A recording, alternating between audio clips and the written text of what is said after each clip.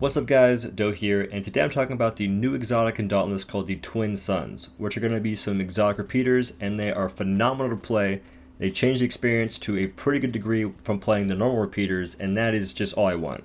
And they also feel good to play too, by the way. Like, most exotics feel like they feel different, but they don't feel like they're making an impact.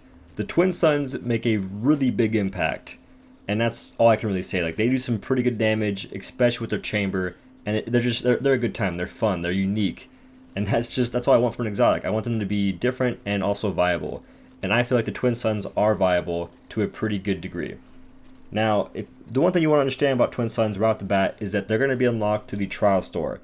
And they're going to cost you 1,000 skill marks. And to get 1,000 skill marks, you have to do normal trials. And you have to be doing it for 4 weeks.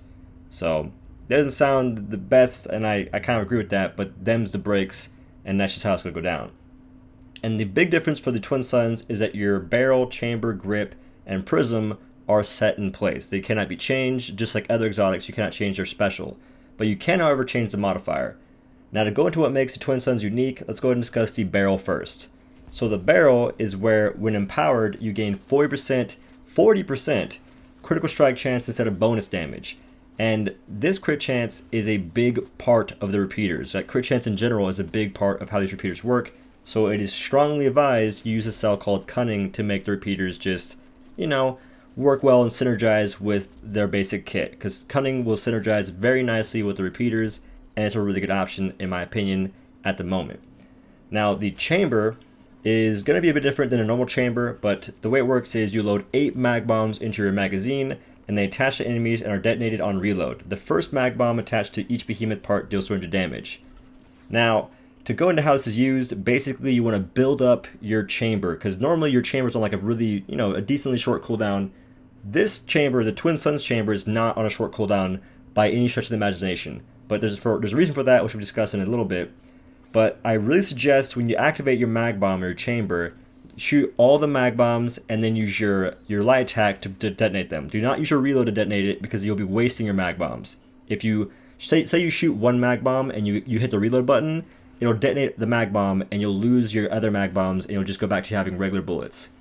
Now, another thing to keep in mind is that when using this chamber, you can have no empowerment. When you pop this ability, you'll actually get full empowerment and be golden. And after you detonate your mag bombs, you'll also get full empowerment and be golden again. So it's a really good way to maintain empowerment and to get that extra crit chance as well. So that is a really good thing to keep in mind, because I keep forgetting how that works, and I'll activate my mag bombs and I go to reload. I'm like, wait, I'm wasting my time. I don't have to do this. So that's something to really learn and keep track of, because it's a different way of working, but it's really helpful and really unique and really nice.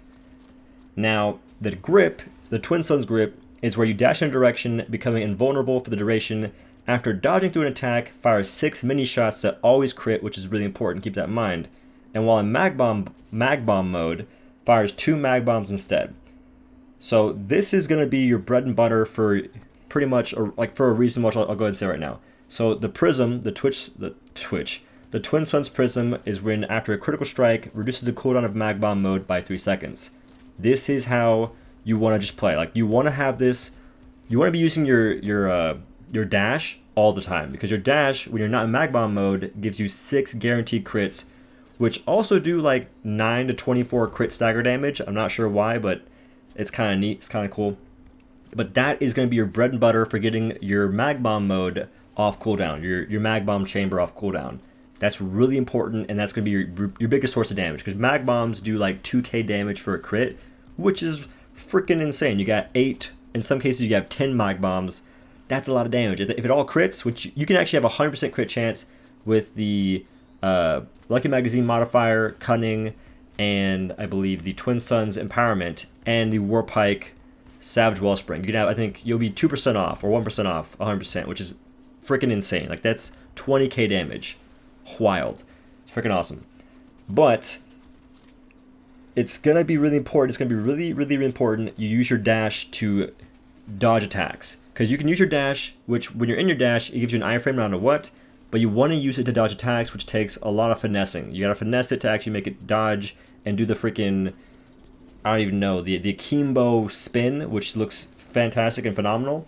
But to get that to happen all the time, it's going to take some, some execution. You can't just dash into attack like a complete tool and have it work all the time. So it's going to take some finessing and some muscle memory to get it to work properly and just work like you want it to. But that's going to be your main source of crits to get your mag bomb mode off cooldown. So that's going to be really important to keep in mind. Now, for the mod, which I already said, like what I suggest you use, kinda. But your mods, you can pick whatever you want.